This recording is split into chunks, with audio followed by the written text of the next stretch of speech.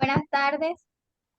El día de hoy mi grupo está conformado por Natalia Ospina, Luisa María Pérez, Isabela Peña y mi persona, Darían Ñoñate.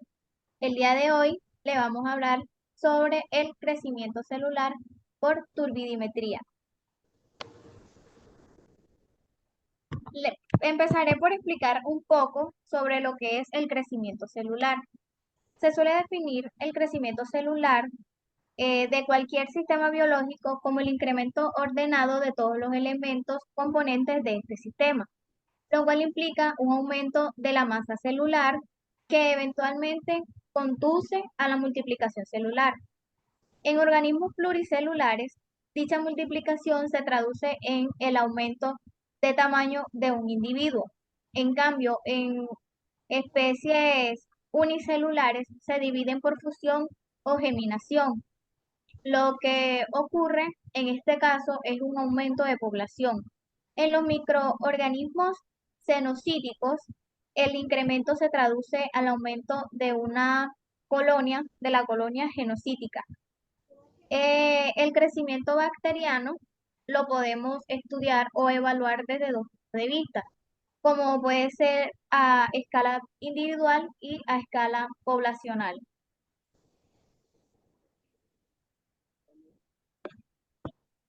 Listo. Como mi compañera estuvo hablando, el crecimiento biológico son un tipo de reacciones que ocurren dentro de la célula. Para que esto funcione, tiene que estar todo el tiempo reaccionando unos compuestos con otros. Sabemos químicamente que muchas de las reacciones de por sí crean un tipo de color diferente a la muestra que se está evaluando. Entonces, este color usualmente se evalúa por la espectrofotometría, tiene la capacidad de ser cuantitativa en las partículas que hay en dicha solución. Lo que hace es medir la concentración de partículas o la longitud de onda que hay dentro de estas. Entonces puede ser de dos diferentes formas, a través de la dispersión de la luz que ésta genera, que es en la nefolometría que se evalúa esto, o por la concentración de turbidez que hay en dicha solución. Pero pensemos primeramente qué es la turbidez. Yo creo que muchas veces cuando pensamos en algo turbio, se nos viene a la cabeza un color o algo fácil de imaginar que no está tan claro. Entonces, la turbidez, tal como lo imaginamos, es cuando un líquido tiene pérdida de la claridad o de la transparencia a través de las dichas partículas que hay disueltas en, en la muestra. Entonces, a mayor cantidad de partículas, menos es la intensidad y mayor la dispersión de la luz. Entonces, lo que hace la turbidimetría es la técnica analítica para dar una cantidad exacta a las partículas que hay en una muestra por la dispersión de la luz. Entonces, como vemos en la primera imagen, hay un prisma que lo que hace es que dependiendo la longitud de onda que ésta se genere, muestra una cantidad o un color dependiendo de lo que se esté estudiando. Siguiente diapositiva.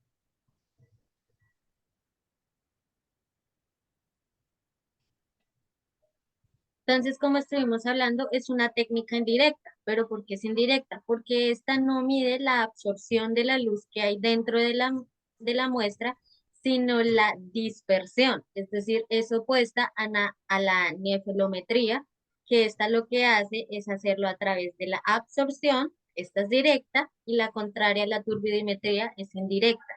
Y otras diferencias entre estos dos métodos es que la nefilometría mide soluciones menos concentradas que la turbidimetría. Eso quiere decir que hay unas que suelen estar muy turbias, o sea, su color es muy diferente a ser transparente, entonces debe ser medida por turbidimetría. Siguiente diapositiva. Esta turbidimetría y este análisis de partículas se hace con el turbidímetro.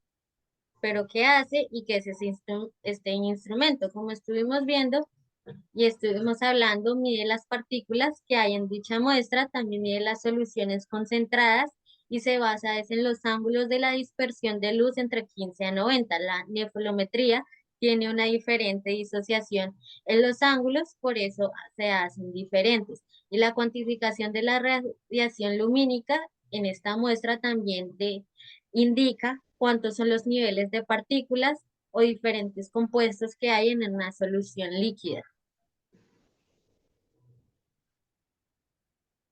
Aquí vimos como tal las partes del turbidímetro.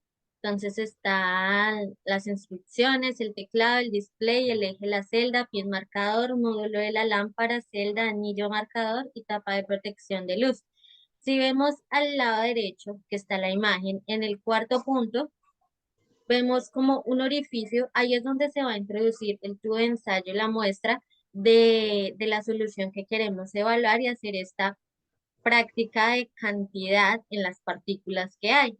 Entonces, ahí es donde se ingresa y al lado derecho vemos que está el número 6, que según los nombres es el módulo de la lámpara. Ese módulo de la lámpara es el que genera la proyección de la luz para que en el centro del 4 y el 5 que se encuentra el prisma pueda hacer la refracción y ella pueda hacer la cuantificación de los ángulos de la dispersión de la luz como estuvimos hablando en estas sustancias. Siguiente. Pero el turbidímetro no solo se basa en las sustancias turbias, como lo es la calidad del control del agua. Sabemos que muchas veces podemos detectar a simple vista cuando el agua está un poco sucia por el color, como estuvimos hablando, pero también se puede hacer de manera más científica y un poco más exacta de cuánto es el nivel de sustancia o soluto que tiene una muestra. Entonces también en la inmunoturbidimetría, en las bebidas, como son las cervezas, el vino y el jugo, estas industrias necesitan comprobar de que no haya grado de turbidez en sus productos o si no afectaría la calidad. Y como tal, en los cultivos microbiológicos, que es lo que nos vamos a estar enfocando de cómo el crecimiento celular puede contarse con esta técnica de turbidimetría. Entonces vemos abajo una imagen de cómo más o menos sería por dentro del turbidímetro. En el centro está la muestra que se va a evaluar. Al lado derecho está el registrador que nos indicaría cuánto número de partículas hay y pues a la izquierda está el bombillo que es que refracta la luz para que este tanteo pueda ser realizado.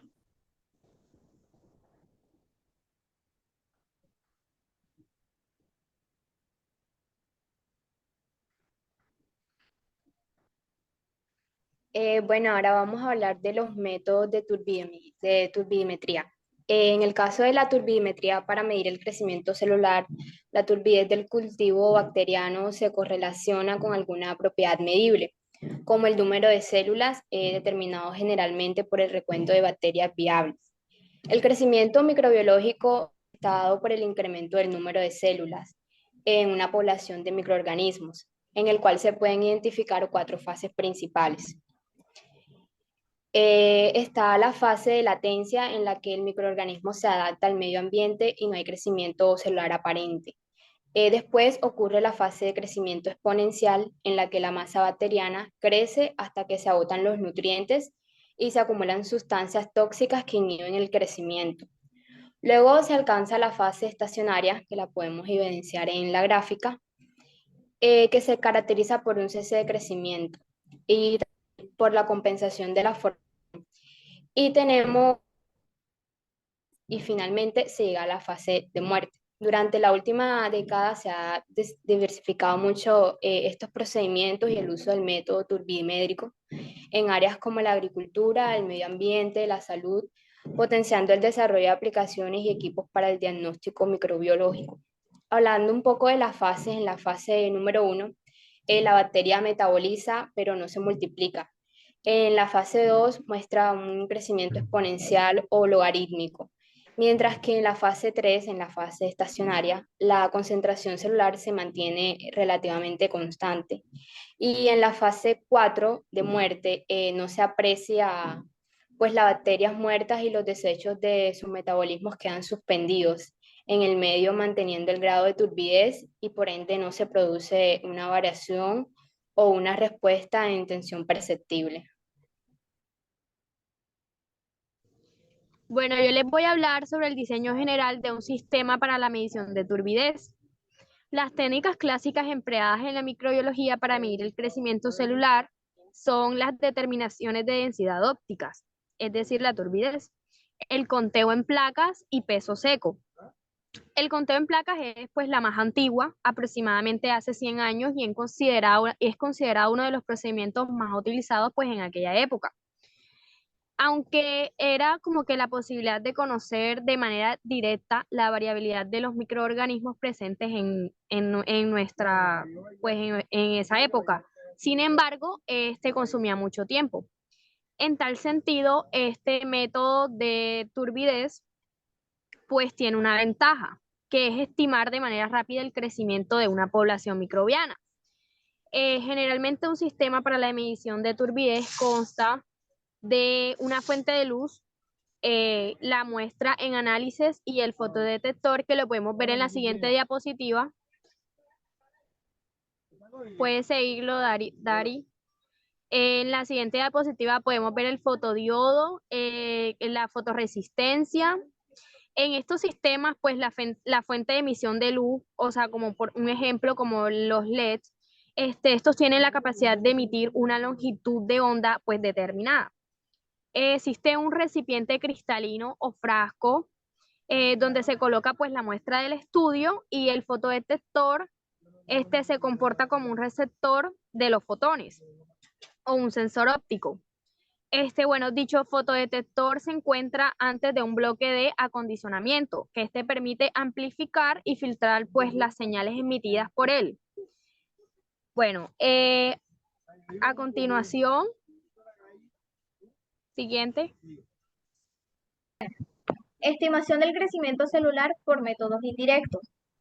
En este caso vamos a presentarle un experimento, un laboratorio que se hizo en nuestra universidad, cuyo objetivo es la determinación de la turbidez. En la realización de la práctica de laboratorio se efectuó la determinación de la turbidez mediante el uso del espectrofotómetro, tomando como objeto de estudio caldos, extracto y bacterias. Esto se realizó con el fin de controlar y estimar el crecimiento bacteriano frente a diversos agentes, como lo son flores 1, flores 2, macroalgas 1, macroalgas 2, Nembiotec 1 y Nembiotec 2. Bueno, la metodología fue la siguiente.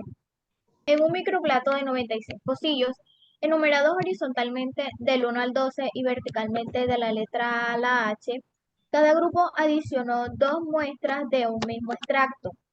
Para ello, a cada grupo el profesor le asignó 2 pocillos y una sustancia a evaluar.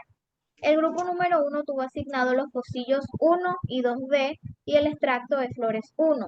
El segundo grupo, los pocillos 4 y 5D y el extracto de flores 2. El tercer grupo, pocillos 7, 8D y 8D y el extracto de macroalgas 1. El grupo número 5, los pocillos 1 y 2E y el extracto Nembiotec 1. Al grupo número 6, los pocillos 4 y 5E y el extracto Nembiotec 2. Además de ello, se le aplicaron controles C-, C+, H2 y BLK, ubicados en los pocillos 1, 2, 5, 7 y 8G y 2H. Luego de esto se procedió por grupo a llenar los pocillos correspondientes.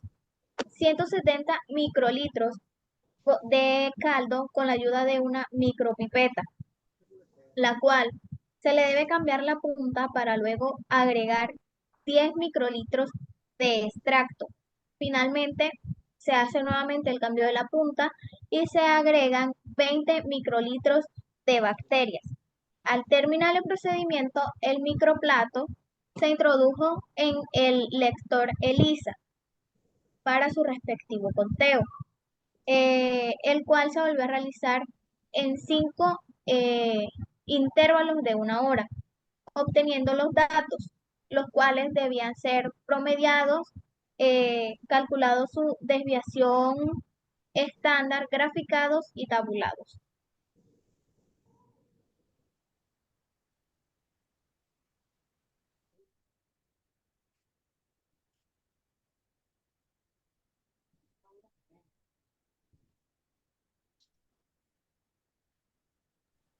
Mis compañeras ahora te van a hablar sobre el resultado y análisis de dicho experimento. Siguiente. Bueno, los métodos, yo les voy a hablar sobre el análisis que se tuvo a partir del experimento. Los métodos turbidémicos, pues los ópticos, son mayormente utilizados en las prácticas de laboratorio y estos consisten en la medición de la cantidad de luz dispersada o transmitida a través de un cultivo bacteriano.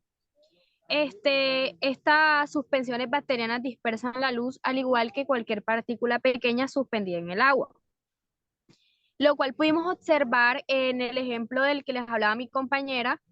Estos resultados obtenidos en este laboratorio, además de que resalta una medida del crecimiento bacteriano, es el incremento de la biomasa. Desde el punto de vista pues, biosintético, las bacterias se pueden dividir en autótrofas, las cuales crecen sintetizando sus materiales a partir de sustancias inorgánicas sencillas, y heterótrofas en esta su fuente de carbono. De sus fuentes de carbono pues es orgánica.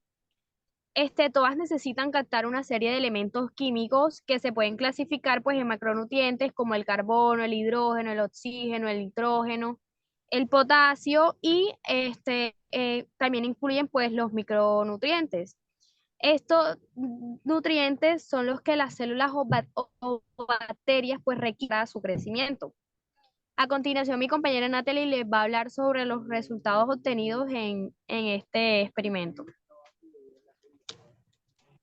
Bueno, siguiendo con el experimento, los resultados obtenidos de la práctica de laboratorio y evidenciados en la tabla que se muestra y la gráfica, nos muestran que los cultivos que más contribuyen al crecimiento de la bacteria E. coli fueron los que se les adicionó extracto de flores y macroalgas.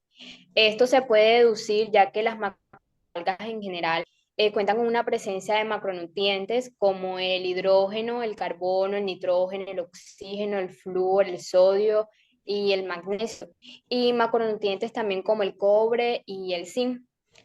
Cuando hablamos en el caso de las flores, estas cuentan con la presencia también de macronutrientes como el nitrógeno, el fósforo, el calcio y el magnesio y el azufre. También cuentan con micronutrientes como el boro, el hierro y el zinc. Las bacterias también necesitan nutrientes como el agua, el CO2, el fósforo, el azufre y el nitrógeno. También sales minerales como el ion de calcio, el ion de hierro, entre otras. Para su crecimiento. De igual manera, en los resultados obtenidos y evidencias en la gráfica, se observa que el cultivo que se le agregó extracto de Neem Biotech es el que muestra un menor crecimiento en comparación a las macroalgas 1 y 2 y también las flores 1 y 2. Este extracto presenta unas propiedades y actividades antimicrobianas contra la E. coli. Esto se debe a que las sustancias antibacterianas de origen microbiano, es decir, antibióticos, pueden actuar como microbiostático, es decir, que inhibe el crecimiento de los microorganismos y se denomina bacteriostático. Allá atrás, ahí hay unas negras, pues.